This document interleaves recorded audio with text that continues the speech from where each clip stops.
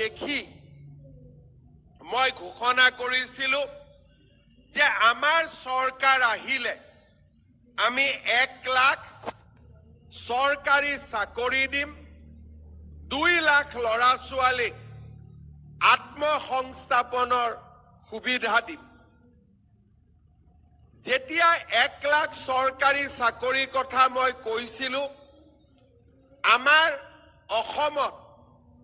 বিৰোধী পক্ষৰ পৰা আৰম্ভ কৰি সাংবাদিকৰ পৰা আৰম্ভ কৰি আমাৰ দলৰ ভিতৰতো আলোচনা হৈছিল যে এইবাৰ হিমন্ত বিশ্ব শৰ্মা ফচি যাব, কাৰণ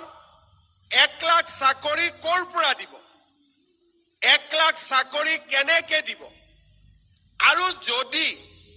1 লাখ নহয় 20,000 চাকৰিও যদি দিব খোজে, চাৰিওফালে দুৰ্নীতি হ'ব, টকা পইচাৰ বজাৰ হ'ব, আৰু চৰকাৰখন ৰাইজৰ মাজত অপ্ৰিয় হৈ পৰিব।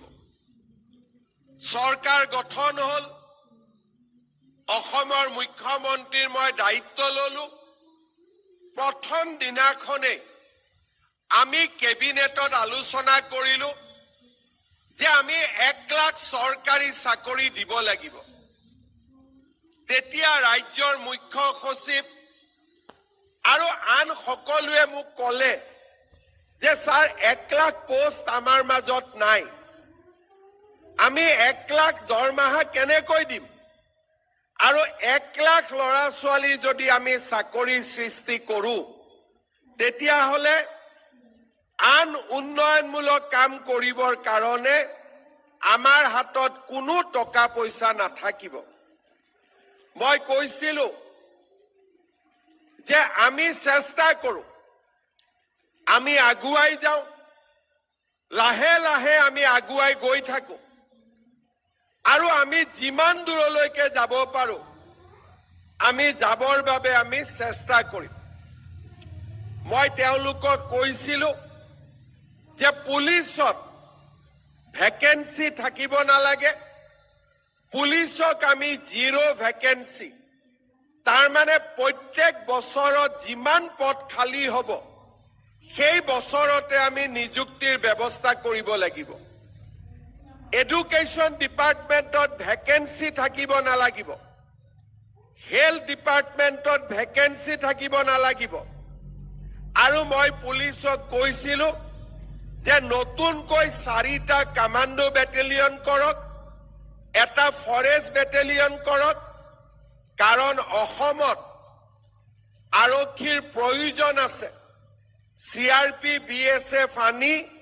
আমি অসমত আইন শৃংখলা ৰক্ষা কৰাতকৈ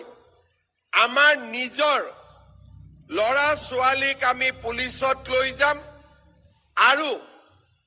তেওঁলোকৰ জৰিয়তে আমি আইন শৃংখলা ৰক্ষা কৰিম। লগতে মই তেতিয়া DGPক কৈছিলো যে যদি এবাৰ আমি নিকা নিযুক্তি দিব পাৰো,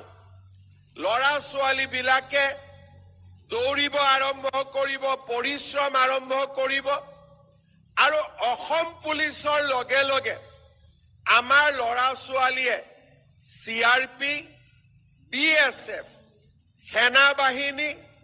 অগ্নিবীৰৰ বাবেও নিজক সাজু কৰিব, আৰু 15 জনক দৌৰোৱা প্ৰেক্টিচ কৰাই আছে যে অহাবাৰ বাকী সকলেও পাব লাগিব। তাৰ মানে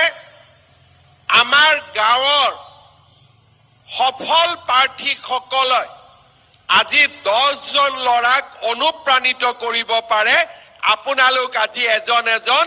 আদৰ্শ যুৱক যুৱতীলৈ ৰূপান্তৰ হৈছে, কাৰণ যোৱা 3 বছৰত আপোনালোকৰ কোনেও মদ খাম তাক চিন্তা কৰা নাই, কোনেও বেয়া ৰাস্তাত যাম তাক চিন্তা কৰা নাই। ৰাতিপুৱা 4টা বজাতে টোপনিৰ পৰা উঠি মাত্ৰ ফিল্ডত দৌৰি আছে যে আমি পুলিচত চাকৰি এটা পাব লাগিব। আমাৰ গাঁৱৰ পৰিৱেশবিলাক ভাল হৈছে, এতিয়া গাঁৱত গলে মোক ল'ৰা ছোৱালীয়ে কয় গুৱাহাটীৰ পৰা আমি অনুভৱ কৰিব নোৱাৰো গাঁৱৰ সমাজত অহা পৰিৱৰ্তন মোক ল'ৰা ছোৱালীয়ে কয় মামা ষ্টেডিয়াম লাগে মই খুদু তই বাবা খেলিবি নেকি বোলে নহয় মামা পুলিচৰ কাৰণে দৌৰিব আমাক ষ্টেডিয়াম লাগে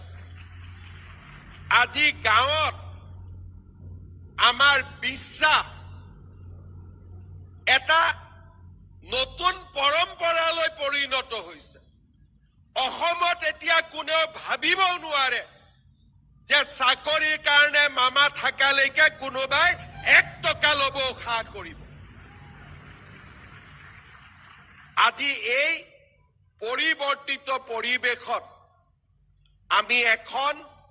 নতুন অসমৰ সপোন দেখো মই ৰাজ্যৰ মুখ্য সচিব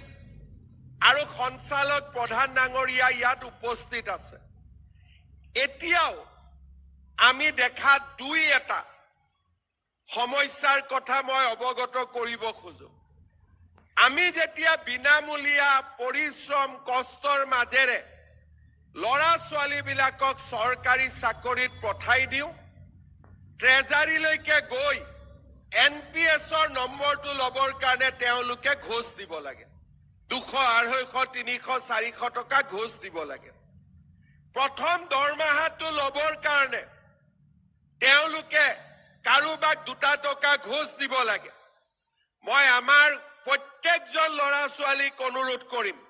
আমি 1 টকা দি চাকৰি পোৱা নাই আৰু আগলৈও কাকো 1 টকাও আমি ঘোষ নিদিও আৰু কোনোবাই যদি 1 টকাও ল'ব খোজে আপোনালোকে মোক জনাব আৰু আমি নিশ্চিত কৰিম ডিজিপি চিফ সেক্ৰেটাৰী সকলোৱে যে চাকৰি লোৱাৰ আগতো পইচা দিয়া নাই চাকৰি লোৱাৰ পিছতো আমি কাকো টকা নিদিও ই আমাৰ প্ৰতিজ্ঞা হ'ব লাগিব